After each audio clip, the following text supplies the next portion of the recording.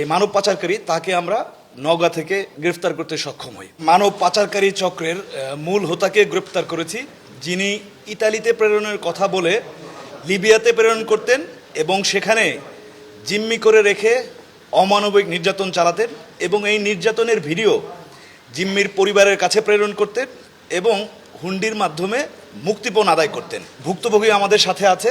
এই ভুক্তভোগীর সাথে যে প্রতারক, তার পরিচয় হয় সোশ্যাল মিডিয়ার মাধ্যমে, সামাজিক যোগাযোগ এর মাধ্যমে, যেখানে সে বিভিন্ন ধরনের ভিডিও প্রচার করত।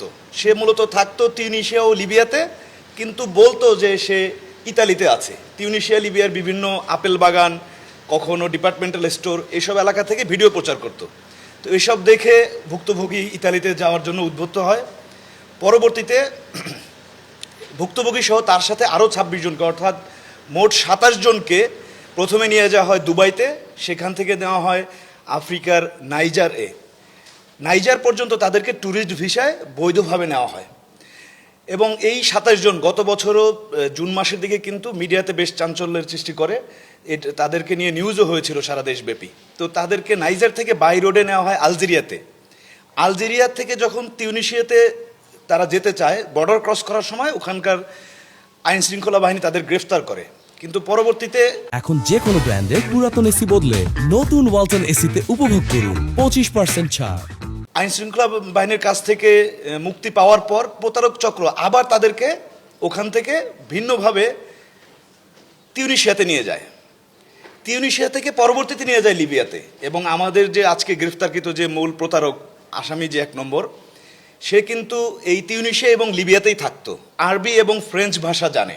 আপনারা জেনে থাকবেন যে লিবিয়া, তিউনিসিয়া এই অঞ্চলে আরবি ছাড়াও ফ্রেঞ্চ ভাষাও প্রচলিত রয়েছে। তো এই যে প্রতারক, সে এই 2 ভাষায় দক্ষ হওয়ার কারণে ওখানকার স্থানীয় প্রতারক যারা এবং নির্যাতনকারী যারা, তাদের সাথে এর যোগাযোগ ছিল। এবং নির্যাতন মূলত ওখানকার স্থানীয় সন্ত্রাসী যারা, তারাই করত। আমাদের আজকের যে ভুক্তভোগী, তাকে এই যে প্রতারক, সে নিজেও নির্যাতন করে এবং ভিডিও করে দেশে প্রেরণ করে। তো সে ভুক্তভোগী গত 9 জানুয়ারি, এই বছরের 9 জানুয়ারিতে দেশে ফেরত আসে।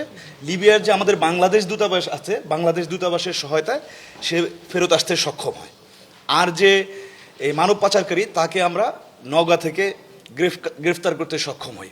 আজকে এই প্রেস ব্রিফিংয়ের মূল উদ্দেশ্য দেশবাসীকে, বিশেষ করে যারা ইউরোপের দেশগুলোতে যেতে চান, তাদেরকে সতর্ক করাই আমাদের উদ্দেশ্য।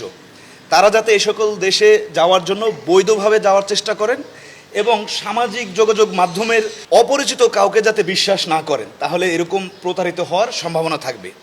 একই সাথে এটাও জানিয়ে দিতে চাই, এরকম প্রতারক দালাল যারা আছেন, আমাদের কাছে অভিযোগ করলে, তথ্য দিলে আমরা অবশ্যই তাদেরকে গ্রেফতার করে আইনের আওতায় নিয়ে আসব।